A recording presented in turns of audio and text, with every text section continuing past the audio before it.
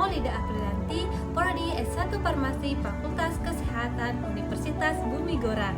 Nah, di sini saya akan menjelaskan terkait mekanisme golongan obat PPI. Sebelum kita masuk ke mekanisme golongan obat PPI, kita harus perlu tahu apa sih itu PPI atau golongan obat PPI. PPI atau proton pompa inhibitor yaitu digunakan untuk menekan produksi asam lambung yang berlebihan. Nah, ada contoh obat dari golongan PPI ini yang akhiran dari prazol, intinya yang berakhiran dari prazol. Yang pertama itu ada omeprazol, yang kedua ada lansoprazol, yang ketiga ada esomeprazol, dan yang terakhir ada pantoprazol. Itulah contoh obat-obat dari golongan PPI ini. Nah, selanjutnya kita akan menjelaskan terkait mekanisme dari golongan obat PPI ini. Bagaimana dia bekerja untuk menghambat produksi asam lambung yang berlebihan. Nah, golongan obat PPI ini dia bekerja untuk memblokir enzim H+ atau K+ ATPase, sehingga yang dikenal sebagai pompa proton, yaitu tahap terakhir setelah terjadinya ekskresi pada asam lambung. Nah, PPI ini adalah prodrug dari obat yang baru diminum atau pertama kali diminum dan pertama kali disuntikan, yaitu belum aktif.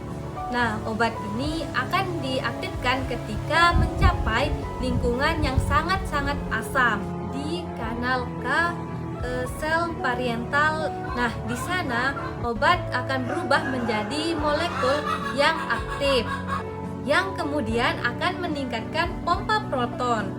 Ikatan pada pompa proton berbentuk aktif. PPI akan berikatan secara kovalent dengan enzim KH+ atau K+ ATPase. Nah, inilah yang menyebabkan penonaktifan enzim sehingga sekresi asam lambung itu menurun secara drastis.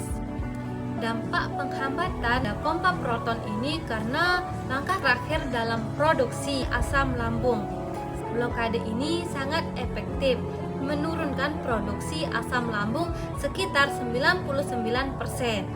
Jauh lebih kuat dibandingkan dengan medikasi antagonis H2 ini. Penurunan asam lambung dapat menyembuhkan atau mengurangi terjadinya tukak lambung dan akan mengurangi gejala GERD.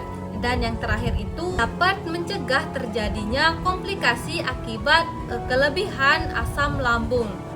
Efek dari golongan obat PPI ini akan berlangsung lama, meskipun kadar obat dalam darah itu cepat menurun karena ikatan perisibel pada pompa proton ini. Efeknya itu akan baru hilang ketika sel parientral membuat pompa proton yang baru.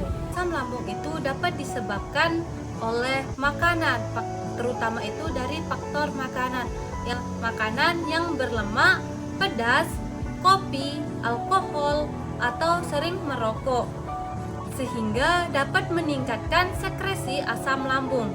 Selain dari makanan, asam lambung ini dapat disebabkan oleh infeksi bakteri Helicobacter pylori ini yang dapat menyebabkan terjadinya asam lambung yang merusak mukosa lambung, di mana pada penyakit GERD ini asam lambung itu akan mudah naik ke kerongkongan karena pada katup antara lambung dan isofagus itu melemah. Sekian penjelasan saya terkait mekanisme golongan obat PPI ini. Bye bye.